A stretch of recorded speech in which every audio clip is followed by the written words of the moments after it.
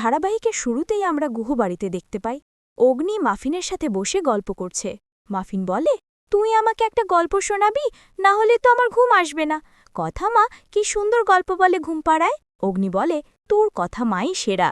এখন আমাকে এটা বল, তুই বড় হয়ে কি হতে চাস? মাফিন বলে, আমি বড় হয়ে তোর মতো রান্না শিখতে চাই। রান্না করলে তো আর লেখাপড়া করা লাগে না, আর লেখাপড়া করতে আমার মোটেও ভালো লাগে না। তাই আমি তোর মতো পাঁচক হতে চাই। মাফিনের কথা শুনে অগ্নি বলে, তাহলে তোকে তো সবাই পাঁচক বলে ডাকবে, যেমন আমাকে ডাকে। মাফিন বলে, ডাকুক, তাও আমি রান্না করা শিখব।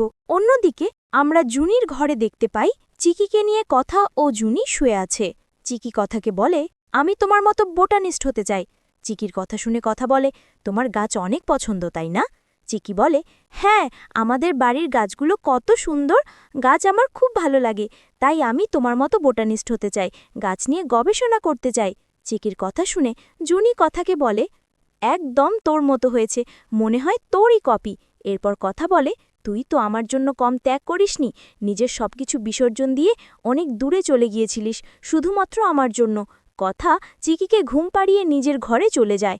পরের দৃশ্যে কথা ঘরে বালিশ কাঁথা নিয়ে একা ঘুমাতে চায়। তখন অগ্নি এসে বলে, ভুল তো আমার হয়েছে, রাগ করেছিস আমার ওপর, তাহলে ছোট্ট মেয়েটাকে এত কষ্ট দিচ্ছিস কেন? ও তোর ছাড়া কিচ্ছু বোঝে না, তুই ওর কাছে গিয়ে ঘুমা, আমি সোফায় যাই। তখন কথা বলে, মাফিন আমার থেকে আপনাকে ভালো বোঝে।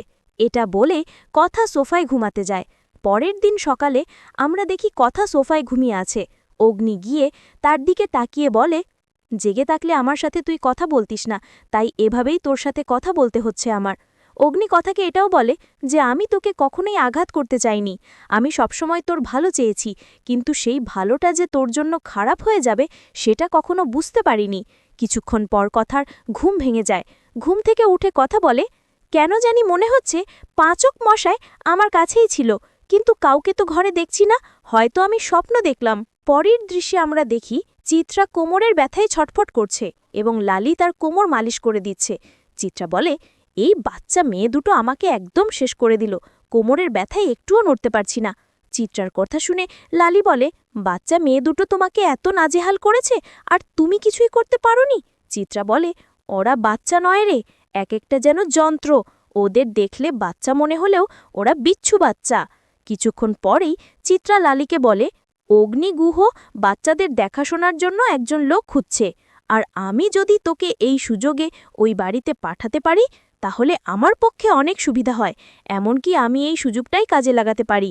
লালি বলে, আমি তোমার সব কথা শুনব। তখন চিত্রা বলে, তুই প্রথমে ওই বাড়িতে যাবি, তারপর সময় মতো বাচ্চা দুটোকে আমার কাছে কিডন্যাপ করে নিয়ে আসবি। লালি বলে, বাচ্চা দুটো না হয় নিয়ে আসব, কিন্তু আমাকে ওরা কাজে রাখবে তো?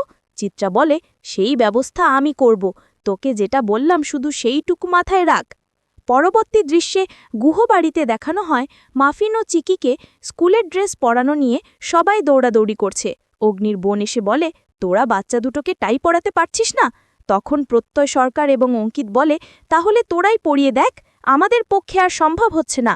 কিছুক্ষণ পর কথা এসে বলে, বাচ্চা দুটো অনেক সাজুগুজু হয়েছে, সেদিন রাতে আমার আলতা নিয়ে হাত সাজানোর কথা বলছিল, কিন্তু আমি ওদের মানা করেছি।